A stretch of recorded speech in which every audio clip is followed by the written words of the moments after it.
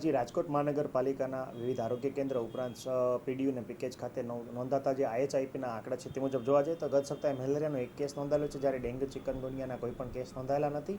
આ ઉપરાંત શરદી ઉધરસ અને તાવના જે છે 594, તાવના 650, ઝાડા ઉલટીના 204. ઉપરાંત જોવા જઈએ તો કમળાના 4 અને ટાઇફોઇડના 1 કેસ છે એ ગત સપ્તાહે નોંધાયેલા છે. જી ખાસ કરીને વાત કરીએ તો કમળા માટે પાણીજન્ય રોગચાળો છે એ જવાબદાર છે, અને પાણીથી અથવા ખાદ્ય પદાર્થો તેનો ફેલાવો જે છે એ અલગ અલગ જગ્યાએ છૂટાછવાયા કેસીસ છે આપણે ત્યાં નોંધાયેલા છે. એ મુજબ હાલ જે છે રાજકોટ મહાનગરપાલિકાની વોટર શાખા દ્વારા સુપર ક્લોરિનેશન કરવા માટે સૂચના જે છે આપવામાં આવી છે. આ ઉપરાંત અમારા મલ્ટીપર્પઝ હેલ્થ વર્કર દ્વારા જે છે એન્ડ પોઈન્ટનું ક્લોરિનેશન છે એ ચેક કરવામાં આવે છે, જેમાં પાણીમાં ક્લોરિનની હાજરી પણ મળી આવે છે.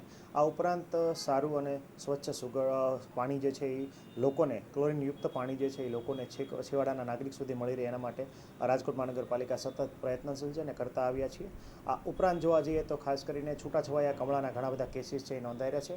એમાં પણ હાલ જે છે પાણીના જગ ઉપરાંત પાણીના સેમ્પલ જે છે અને બરફના સેમ્પલ જે છે, બરફ જે પાણીમાંથી બનાવવામાં આવે છે એના સેમ્પલ લેવાની કામગીરી છે હજી આ ચાલુ રાખવામાં આવશે. અને તમામ જે ખાસ કરીને પાણીના જગ ઉત્પાદકો ઉપરાંત જે છે બરફના કારખાનામાં સતત જે છે આનું મોનિટરિંગ કરવામાં. જી ખાસ કરીને અત્યારે માવઠું જે છે, સવારે ઠંડીનો અહેસાસ ને બપોરે અને સાંજે ગરમીનો ઉકળાટ અને ગરમી જે છે એનું પ્રમાણ છે એ દિવસે ને દિવસે વધી રહ્યું છે.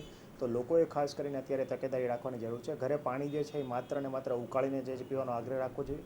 આ ઉપરાંત ઘરે જો કોઈ પણ ડોળું પાણી આવે તો પાણી જે છે એને ઠરવા દેવું જોઈએ અને પછી જેનું સેવન જે છે એ કરવું જોઈએ. આ ઉપરાંત જે છે બહારનો ખોરાક લેવાને બદલે ઘરે બનાવેલો તો તાજો અને સાત્વિક ખોરાક છે એ ઉપયોગમાં લેવો જોઈએ.